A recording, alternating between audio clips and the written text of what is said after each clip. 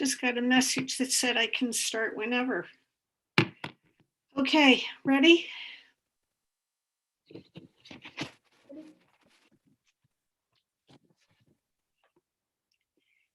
Good afternoon. Welcome to another FLAIR program. My name is Myra Gooden. I am the president of FLAIR, the First Ladies Association for Research and Education. We have a wonderful program in store for you this afternoon. It's titled Abigail Adams and the Reins of Government. And we have really the great joy to be joined by Catherine Algor, the president of the Massachusetts Historical Society, and Sarah Martin, editor-in-chief of the Adams Papers.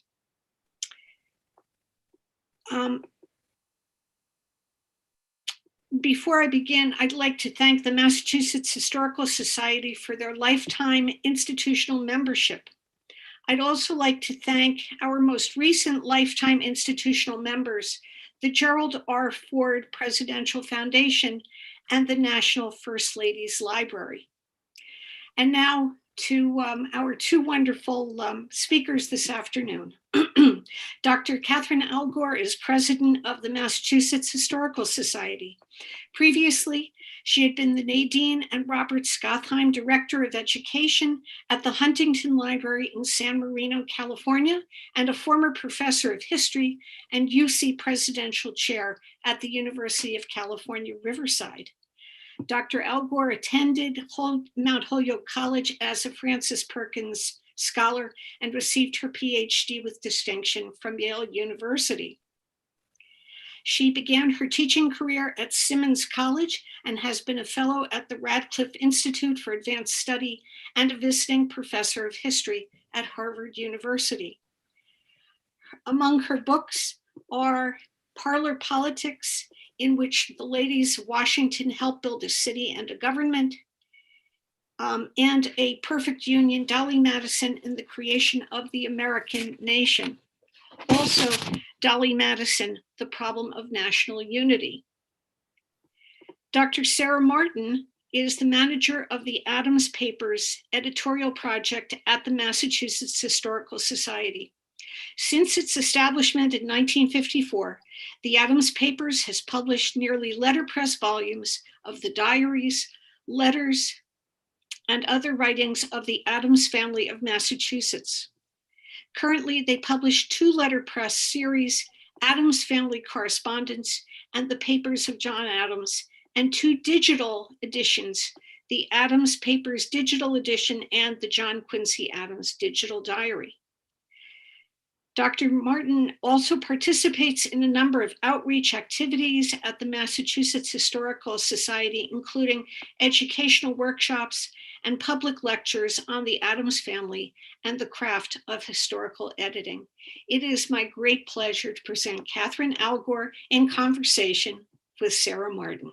Thank you so much, Myra. Thank you. I'm going to speak for Sarah and myself. We're thrilled to be here. Thank you to everyone for joining us.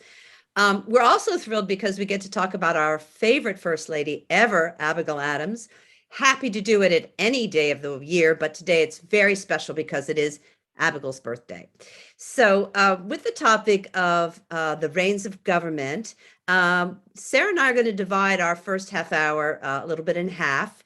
For the first 50 minutes or so, we're going to talk about maybe one of the most famous letters in American history that reveals a little bit of how Abigail was thinking politically. And then we're going to spend the rest of that half an hour talking about the moment where she really achieved her highest political position as First Lady. And then we hope you're going to have tons of questions and thoughts to share with us for the last half of the program. So Sarah, let's just jump in. Let's see that letter. All right. I'll give a second for them to bring it up on screen. But as Catherine referenced, Abigail's letter to her husband, John Adams, written on March 31st, 1776, is perhaps her best known letter. And we thought we'd start the conversation today by reading an excerpt of what you see here. I long to hear that you have declared an independency. And by the way, in the new code of laws, which I suppose it will be necessary for you to make, I desire you would remember the ladies and be more generous and favorable to them than your ancestors. Do not put such unlimited power into the hands of the husbands. Remember, all men would be tyrants if they could. If particular care and attention is not paid to the ladies, we are determined to foment a rebellion and will not hold ourselves bound by any laws in which we have no voice or representation.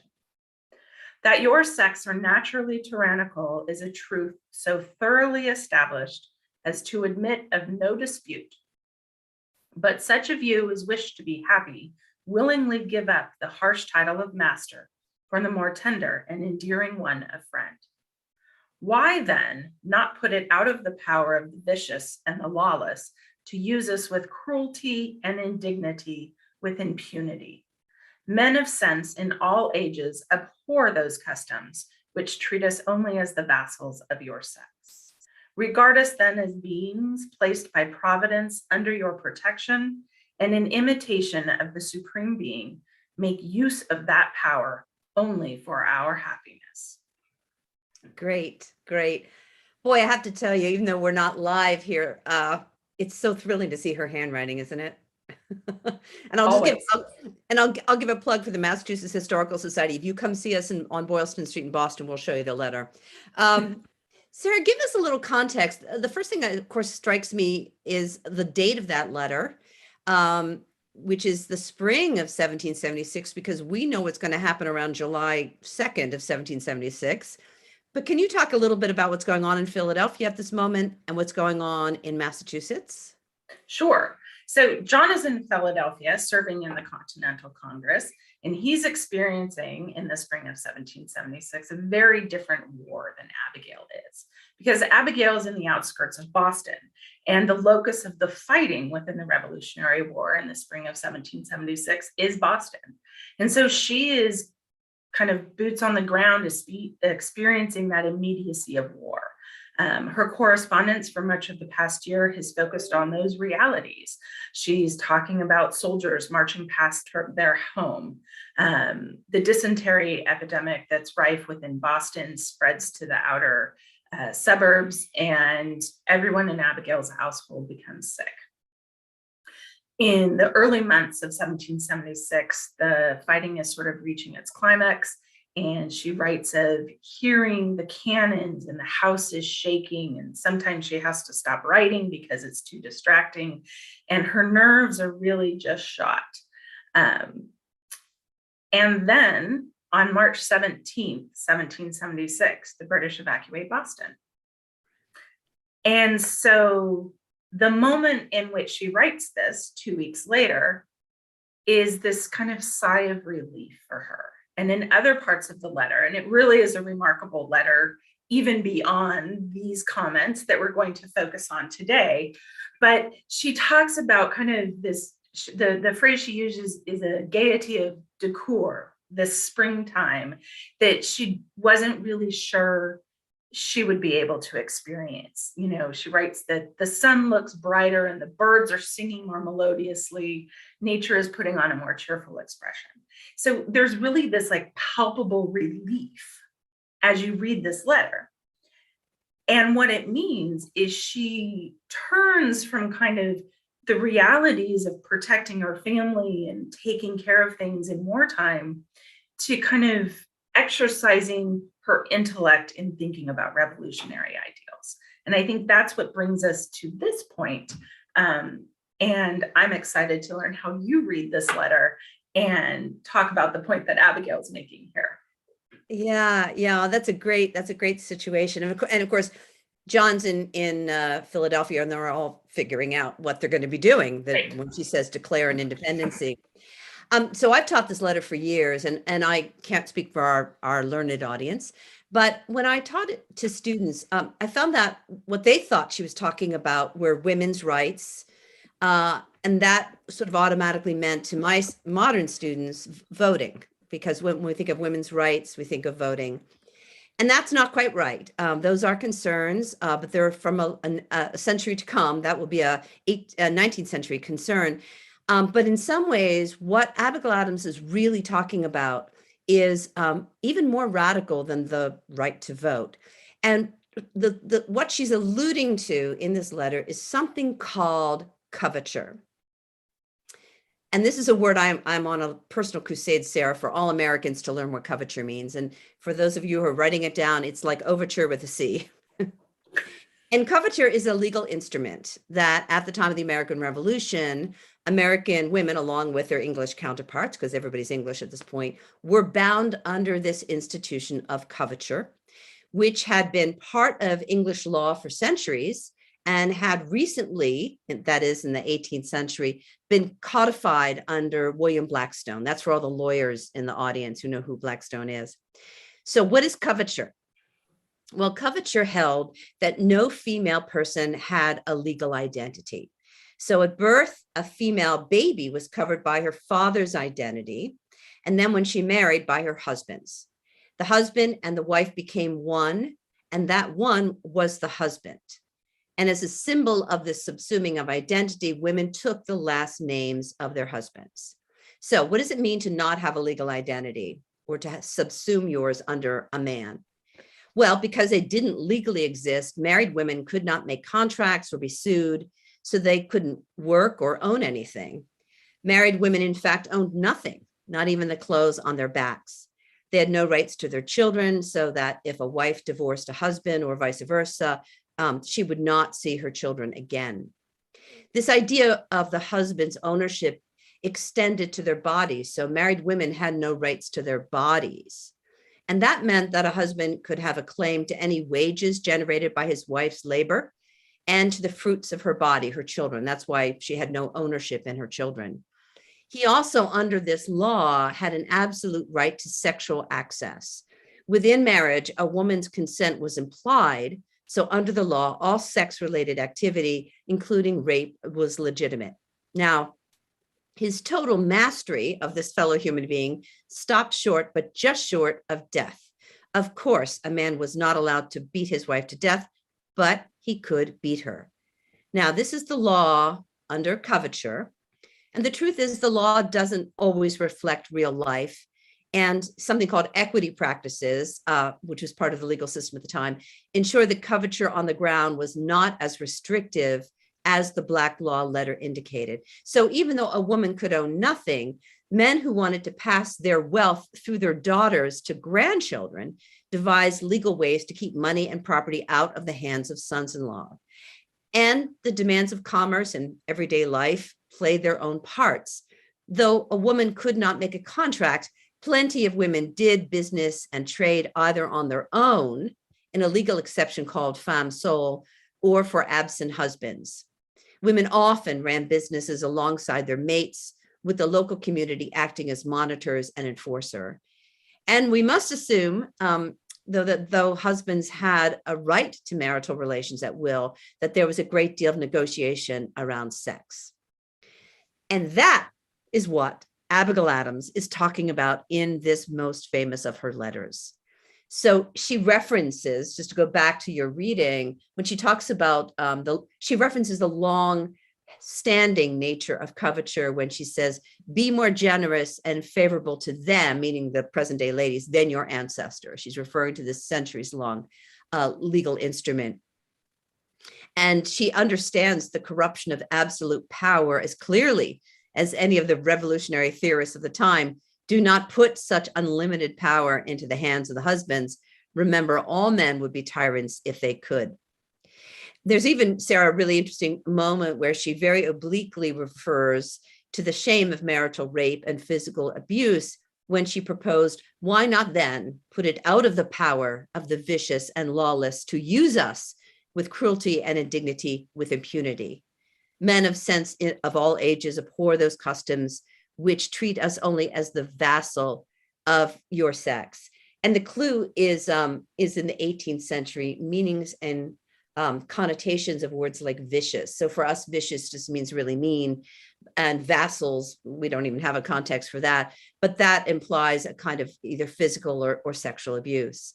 And so I said to you, Sarah, I'm on a mission for everyone to understand this, because I don't think that we, and I mean scholars, teachers, educated Americans alike, have really come to the term with the idea in our founding that our founding happened with coverture in place. So coverture in many ways is the ghost in our machine. Okay, so let me ask you, because given this explanation, throughout Abigail's correspondence, she references activities which don't seem to fit with this explanation, right? So she talks about being an investor in bonds and a speculator in bonds, and she's an entrepreneur, and she talks about property that she's inherited from her father and for which she controls the income. She leaves a will. So how do we reconcile all of that information with kind of the legal reality for women in the late 18th and early 19th century? Yeah, that's a great point. And I have to say, Woody Holton's biography of Abigail, which is a few years old now, really, I think, really delved into that. And for those of you who loved, is it 1776 I'm thinking of? Yes, where she sings about pins, that she wants John to send her pins. Her pin money, right? Right. It wasn't actually for her. She was actually selling them. And one could argue, well, how this happened was within a couple, you could make negotiations all you want. And as I said, the sort of the daily life kind of demanded that wives step up sometimes to take responsibilities. So there's a role for women called deputy husbands, which meant like if your husband was away, for instance, at the Continental Congress, you could actually do business in his name. So, but it certainly had to do with sort of John allowing her to do that. By the way, very smart to do it because she was a very savvy investor. So he depended on her, but that was very particular. And what I think is most significant about the example that you bring up is the truth is that this total control over this half of the white world, right, was so cumbersome that it fell apart in a lot in daily life. And so it's really striking to me that at this moment of enlightenment, where somebody is about to talk about certain inalienable rights, life, liberty, and the pursuit of happiness for white men, why they're going to begin this revolution with coverture in place, this cumbersome, ancient, restrictive thing that doesn't even really work in real life. And they're going to keep it. And they're going to keep it all the way through the revolution, even as they go on to create the Constitution. And each state is going to start setting up laws, and there's going to be lots of legal revisions through the 19th century. They're going to keep coverture, which we can talk a little bit about. But I think I'm reading the mind here of our audience. I think everybody's dying to know how John Adams received this letter. Well, he sort of dismissed her, didn't he? He writes, I cannot help but laugh as to your code of extraordinary laws. And then he goes on to, sort of, we could say he sort of coddles her a bit in terms of using humor and saying, but that really we're masters in name only, right? Our masculine systems are in place in theory, but in reality, nature has deemed that the fairer sex really guides the way. And so he's dismissive of her thoughts, and she is having none of it. I mean, she raises it again in a reply to him, and then she complains, as many of us do sometimes, to one of her girlfriends, Mercy Otis Warren. And John, who had called her saucy for making the remarks, Abigail sort of plays on that in her letter to Mercy Otis Warren and says, he is very saucy to me in return for a list of female grievances, which I transmitted to him. And goes on to say, I think I will get you to join me in a petition to Congress. And so again, we kind of see that revolutionary rhetoric that she's grafting onto to make her argument. And you would think it might end there, but it doesn't, because the seeds have been planted, right? Well, and I want to say Mercy Otis Warren, for people who are not familiar with her, she's one of the great theorists of political theorists in America at the time. She's going to go on to write the first actual history of the revolution. so you wonder what she thought about it. And I think, Sarah, if you and I could wish for one letter to be discovered in somebody's attic, it would be that Mercy Otis Warren replied to this letter. We know she didn't because Abigail saw her about 2 weeks later.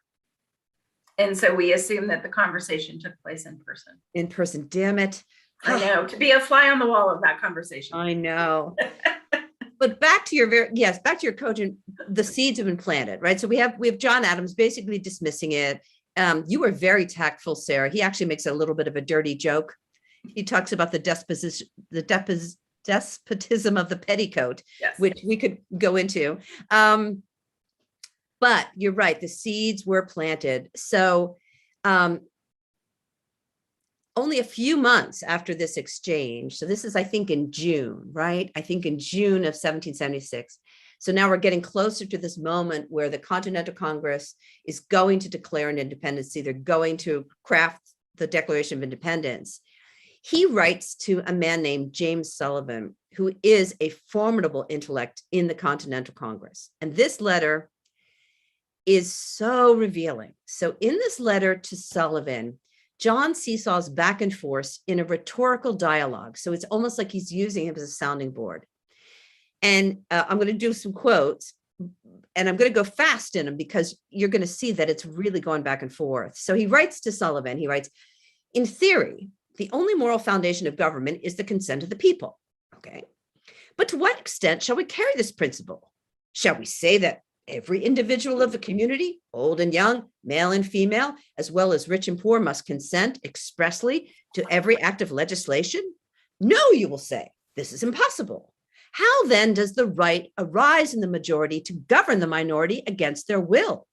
Whence arises the right of the men to govern women without their consent? So he starts off with this kind of rhetorical flourish here.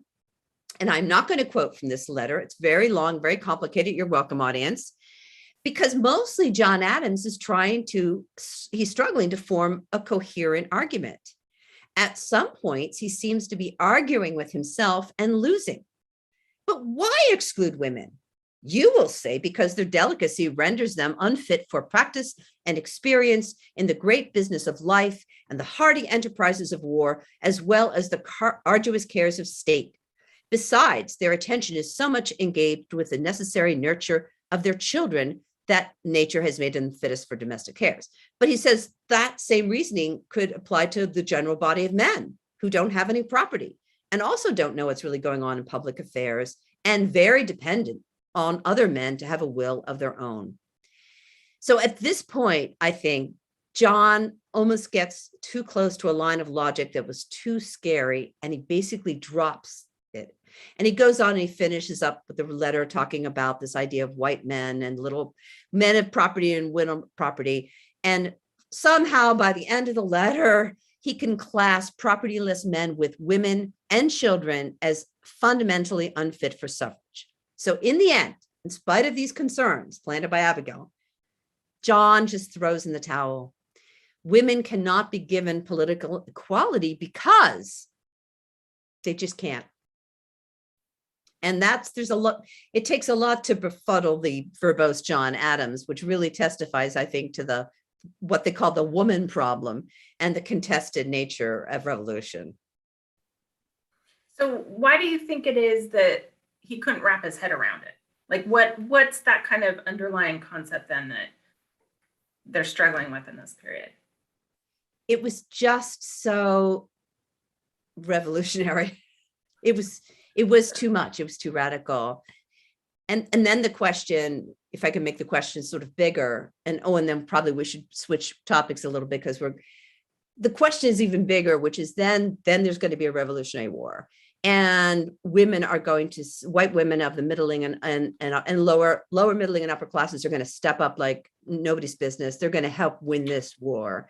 And they're going to rise in their sort of political consciousness and their commitment to the state.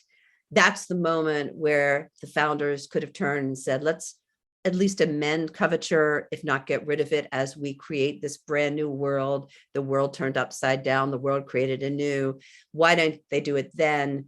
And my theory is that, they're creating, the founding men are creating a new nation then that craves legitimacy, not only from the outside world, which is everybody in Europe is looking at this new collection of colonies and see what's going to go on with them, but also they need legitimacy within. And I think giving up power over their wives would be the last thing that they could do. I did ask a very noted scholar of the American Revolution whether I could call this moment a crisis of masculinity. He said you could pretty much call every era in American history that, but it certainly was. But I think, I think it was just too radical. But I wanted you to actually answer questions since you're the editor and you get the inquiries all the time. This letter is so enduring. What do you think makes it so popular? I think because you can hear in it echoes that are still with us, right? And not just for women. I think there's a lot of people that can read their American experiences into this letter. As you really well laid out, John couldn't imagine opening those floodgates, right? So it needed to be restricted to white property owning men. And that excludes a whole lot of people that were part of the American experiment. And so I think that it resonates today. And I think that's, it's amazing to me because we have more than 2,000 letters written by Abigail. And a lot that she makes very powerful comments about women and their role in society. But it's this letter that seems to be the one that everybody comes back to. And listen, Sarah, we've got data because a few years ago, we had a March Madness tourney, which included not only every Adams letter, but Jefferson letters and everything at the Historical Society. And the number one, is it a seed? Was this letter? It is a seed. Well done. Thank you so much. That's a good. So listen, I'm aware of time and we do want to get open up the questions, but we do have to talk about Abigail's first lady. Talk about a rising to the top of the political spectrum there. So what did she think about becoming first lady? Did she do anything to prepare for her elevation to high office? I would say that she was hesitant, right? She certainly didn't come to it without experience. Her husband had been vice president for 8 years. She had had a public role. She had watched Martha Washington serve as the president's wife in her, public capacity. But she definitely had some anxiety about it. And when the rumors start to surface that George Washington is going to retire, and John writes to Abigail about this rumor that he's now confirmed, she says, my ambition leads me not to be the first in Rome. There's not a beam of light nor a shadow of comfort or pleasure in the contemplation of the object. She saw that it would be very difficult to follow Washington. And so she was, I think, fearful for her husband's experiences. But she was also a dutiful wife and believed and was committed to public service and duty to country. And so she wanted to support him. And I think in the letter that I just quoted from, which is actually from January 1796, she goes on to say, this is such a big thing that I will not give my opinion on this, except when it comes to being vice president again. And she says, there, I will give my opinion. She says, resign and retire. I will be second under no man but Washington. Wow. And I think that's really interesting, and then as kind of 1796 progresses and we go through the election and it becomes more certain that John Adams will indeed become the second president of the United States, Abigail looks more at filling Martha Washington's shoes, and she worries about living up to kind of the model of Martha Washington. And we have this wonderful exchange between Abigail and Martha, where Abigail reaches out and asks for advice on how to conduct herself in this public role. And she says, I will endeavor to follow your steps. And by that, I mean, hope I shall not essentially fall short in the discharge of my duties. I shall be obliged to you, madam, to communicate to me those rules which you prescribed and practice upon as it respected receiving and returning visits. So here she's specifically focusing on kind of the social obligations that come with that role. And I think, thinking about kind of the way you talk about it in parlor politics, it's kind of, they maintain sort of a more informal social setting, but with very kind of formal rules about visitations. And so they're kind of recreating those aspects of the court. And Martha Washington writes this wonderful letter back and says, well, I'm very flattered. Thank you for all the compliments. But, you possess a guide more certain than any I can give or to direct you. I mean, the good sense and judgment for which you are distinguished. But since you asked, and then she goes on to kind of outline how she, conducted, who she went to visit and whether she went out to dine, and the very strict kind of social rules that they employed, and that Abigail did too.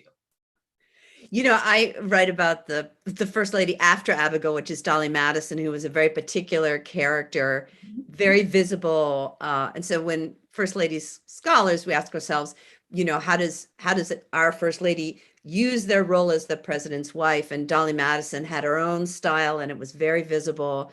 But Abigail was different, a very different. How did she use her role, either as an American citizen or to help her husband or express her own political muscle?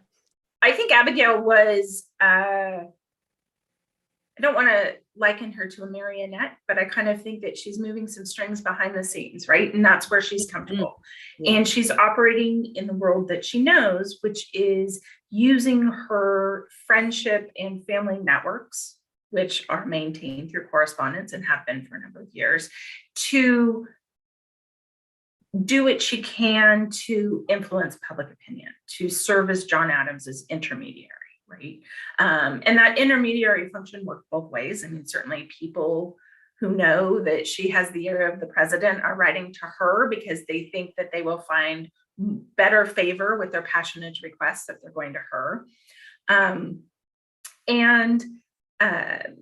She is using her correspondence to combat the press, right? And so this is a period where the press is exploding on both sides of the political kind of divide.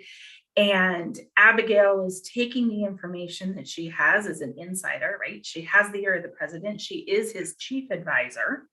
And so she's privy to a lot of information that she then doles out strategically in ways that she thinks it can advance the administration. So she's writing saying, here's some information. I wish you would insert that in the press. Here's a letter from John Quincy Adams explaining things in Europe and what's going on, and I think you should have this published. She engages directly with some newspaper editors, mostly in defense of her husband or son, but she is using her pen as a weapon, so to speak, to kind of combat the anti-administration press that's out there. And I think that for a long time before the Alien and Sedition Acts were passed in 1798, you can hear Abigail complaining about the press and advocating for some sort of restraint on them. And when those 4 acts are passed in the middle of 1798, she is very glad. And that Sedition Act, which is the last of the 4 acts that are passed, which made it false, scandalous, or malicious writings against the government, criminalize those. She is actually a little bit disappointed because she doesn't feel they're strong enough. Wow. Yeah. But I think kind of I think her main role was really as advisor to John Adams, especially as his administration went on and he became kind of more embattled, right? So he's got divisions within his cabinet and his cabinet breaks, and the Federalist Party fractures during this period, and he's being battered by the press. And I think as his administration goes on, his circle is more insular, and Abigail is really the person that he trusts most. And you can see that in the correspondence, I think. Yeah. And when you're talking about, yeah, and using her pen, I'm going to, things are gendered. She's almost acting more politically like a man. And again, I always contrast her with Dolly, who was a very famous lady, and she was very sort of outward focused. But if you're painting this really clear picture, Sarah, of this behind the scenes work, how does she look in front of the scenes? That is, how did the American public feel about her? Now, this is, of course, before, a lot of big media attention on the First Lady. But how do the people think about her? So I think the press, she takes her fair share of hits in the press. I mean, it's mostly directed at John Adams and then John Quincy Adams, but she gets some attention.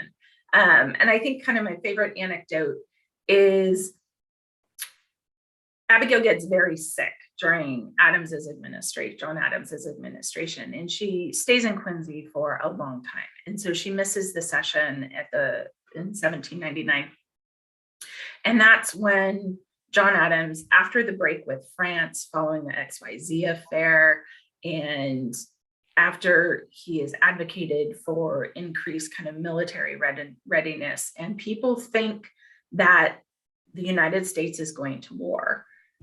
And John Adams, who is a career diplomat, opts for diplomacy. And so he nominates another mission to France to try and solve the quasi-war peaceably. And it is not a popular decision. And their son, Thomas Boylston, is writing to his father about the response to the decision in Boston. And he talks about reports that people are saying that they wish the old woman had been with the president to prevent it, right? And I love that for both the imagery, but also because it really shows that Abigail's influence on John was very well known. Yeah, I love that. Listen, Sarah, we just got like 2 minutes left before we tap the wisdom of our audience. But we started with, the reins of government. How did she view women in government? You said there's lots of other letters where she talks about things like that. There are lots of other letters. And in the interest of time, I won't go into too many, but I want to come back to just two. And the first one takes us back to 1776. And that exchange between John and Abigail and Mercy Otis Warren and James Sullivan that all started with Remember the Lady's Letter. And where John and Abigail get with that correspondence is a discussion about education and the fact that both of them really were advocates for education. And in one of my favorite comments, and I'll get to the slides on the screen in just a moment, Abigail writes, "If we mean to have heroes, statesmen, philosophers, we should have learned women." And I just love it. It's such a wonderful quotation anyway, but it really encapsulates Abigail's views on women in education. And then I would be remiss if I didn't talk about kind of the prompt for tonight's talk, which is reigns of government.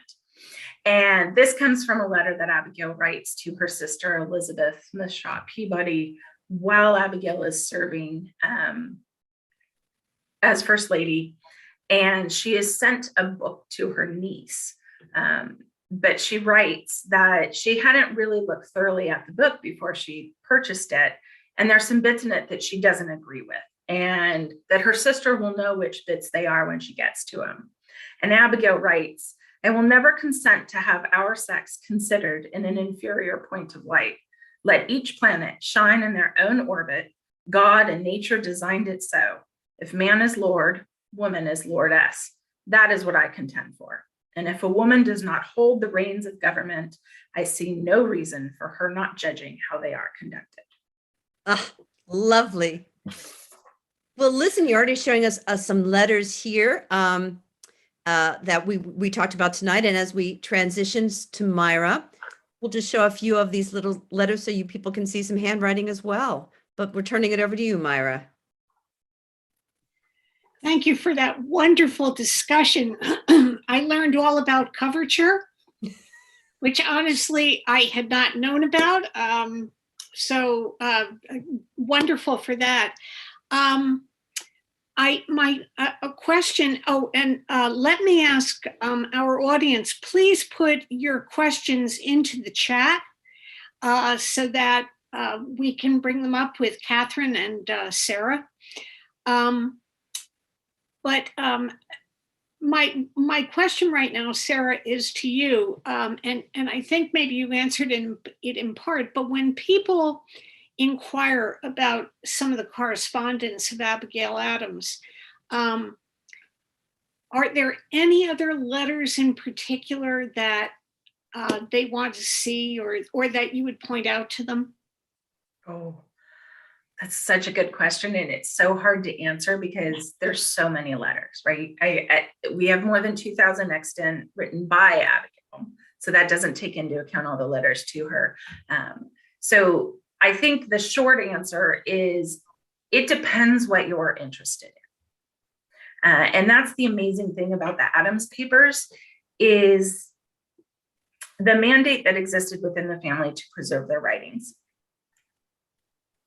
applied to the women's writings as well. And so there is just a wealth of material that explore both the private and public lives of this family. And in doing so, shed light on so many different aspects of American life for the century and a half over which the papers cover. The Adams Papers editorial project was designed as a multi-generational edition. And so the scope of what we will publish by the time we end will range from the 1750s through the end of the 19th century. And so if you're interested in something, there's probably something in the Adams Papers that can help shed light on what you're looking for. You know, I'm thinking about the fact that those of us who study first ladies throw up our hands sometimes because there aren't letters, and you have such a wealth of them. It's such a gift to have them.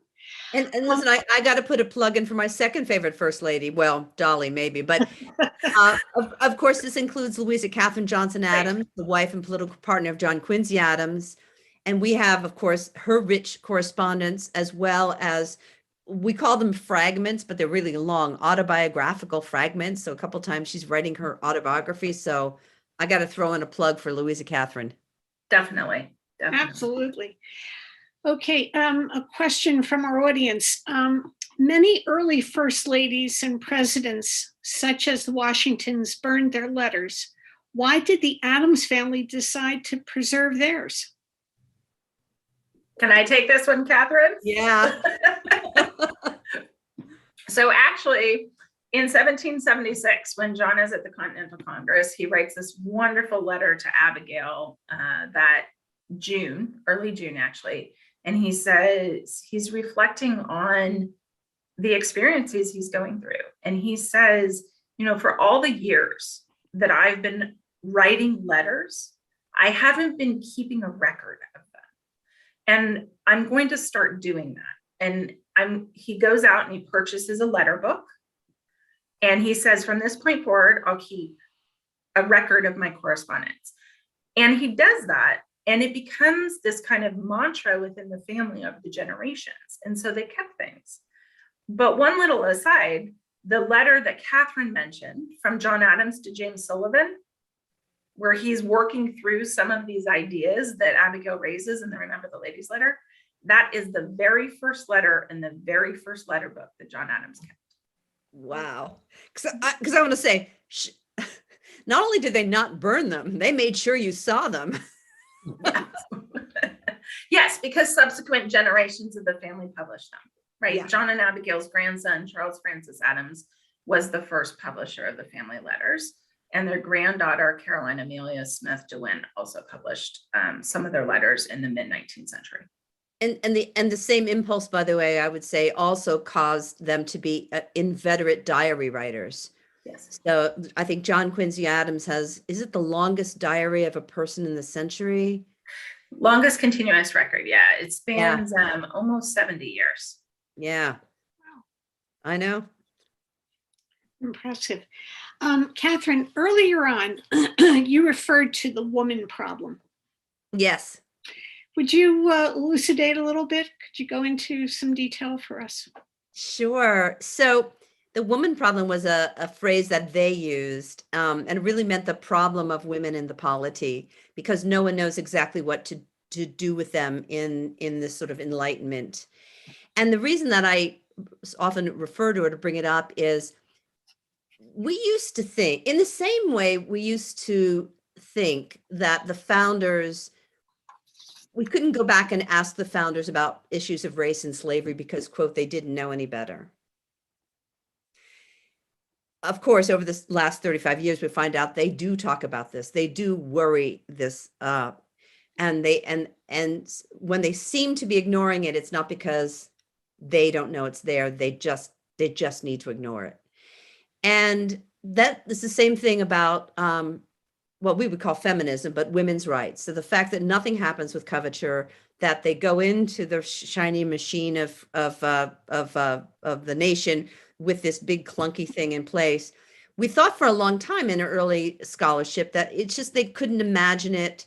And my goodness, we can't go back into the past with our own standards. They just didn't know. Well, of course, we find out when we find out letters like this that they do know that, and that there is something called the woman problem that they do worry about.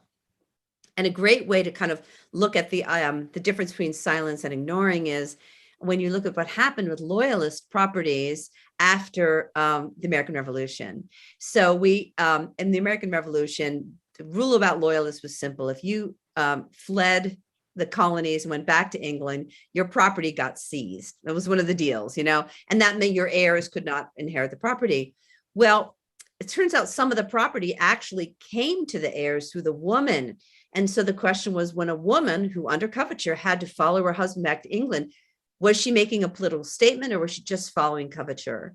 And what happened was that lots of the new brand new states who wanted to keep that property found themselves in the rather novel position of arguing that coverture be damned. If a woman deserted and left her property, they got to keep it. So these moments where we see to ourselves, oh, they knew that something was going on. They knew what they could have done. Women voted in New Jersey for about 10 years in the early 1800s. And so this is what the woman problem is the problem of women in the polity. And what it comes down to is they could not envision a polity where women were actually individuals. And again, I just want to say to you all, in case you want to judge the founders for that, we haven't done it either, because we still have vestiges of coverture all the way through our history, and we have never gotten rid of it completely. So women still live in the polity in this very fragmented, partial way. Another member of our audience, along the lines of coverture, raised this question. She asks, is coverture an English law concept, or is it more universal in French law? Very good question. And as a matter of fact, it's funny, Sarah pronounces it a little differently than I do. How do you say it, Sarah? Coverture. Yeah. So at some point, there are three forms of coverture on our continent. There's English, there's the way Sarah says it so beautifully, the French, and there's a Spanish version. And because the colonies end up being mostly British, and we are British, we have the British form. The French form still lives in Louisiana state law under the Napoleonic Code. And the Spanish form still exists in some form with Hispanic naming practices. So we had 1.3 versions, but the British one became codified in law. Once again, if anyone would like to ask a question, we are coming to the end of our time, but if anyone would like to pose a question to our two distinguished panelists this afternoon, please go ahead and do it. I'm wondering, as we come to the end of this session, if either of you have anything else you would like to add that maybe you wanted to include. Well, first, I'll always say, please come visit us. We're opening up to the public at the Historical Society. And thank you for your interest in American history. And And I also want to say that how gratifying it is for me. I've been studying First Ladies for my career, and was just reminiscing with Myra and Diane about how far First Lady studies have come really in the academy and in the regard of the public and people like you. So thank you so much for paying attention to what we do, and we hope that it's illuminating. Sarah, I don't know if you want to say anything about the project or. I just add, I echo my thanks. It's always delightful to talk about the Adamses, and especially Abigail, and that it's on her birthday and I get to do it. Catherine is really wonderful as part of the Flair program. For those of you that can't make it to 1154 Boylston Street, I would also encourage you to check out the Massachusetts Historical Society's website. There are so many resources even beyond First Ladies, but the Adams Papers has worked to digitize so many of our volumes. And so there are thousands of documents available online to read for free. And so come check us out at www.masshist.org. Thank you. Well, I think we've come to the end of our evening, and as Catherine pointed out earlier on, actually, I'm going to take a step back because I do see another question here. So we'll kind of let this be our last question for either of you. What would Abigail think about the way the position of First Lady has evolved? That person had that question locked and loaded. Well, I think I'll just say that I think one of the great things that she would have been so gratified really ties into one of the things Sarah concluded with, was she would be so gratified that our First Ladies were so well educated. Not sure she could wrap her mind around Michelle Obama being a lawyer, but she would be gratified at the level of education that we have enjoyed in our First Ladies for most of the 20th century. Would you agree, Sarah? I would, absolutely. Yeah. Well, and we also should point out that today is, as Catherine said earlier, Abigail's birthday. Yes. So special day. I want to thank both of you very, very much for this wonderful discussion of Abigail Adams and the reins of government. I'd like to thank our treasurer, Diana Carlin, who also doubles as our wonderful technical person with assistance from Will Butterbaugh. And I'd like to thank our vice president of Flair, Nancy Smith, who shepherds us through these programs that we've been able to put together. Our next program is going to be coming up on the 9th of December. It's going to focus on Eleanor Roosevelt as a transformational First Lady and also her work in human rights. And on that occasion, we're going to be joined by, I'm blanking on it, Alita Black. Yeah, all of a sudden, Alita Black, and also Maureen Beasley, two well-respected scholars in the area of Eleanor Roosevelt research. I'd also like to invite everyone to have a look at the Flair website if you haven't gone there. It's www.flair.net. And we certainly invite everyone to consider becoming a member of Flair. We have lots of interesting programs coming up, a social hour and another program in January about Jacqueline Kennedy. Thank you again to Sarah and to Catherine. This has been a wonderful discussion of Abigail Adams. To everyone, have a good evening and hope to see you in December. Bye. Good night. Goodbye.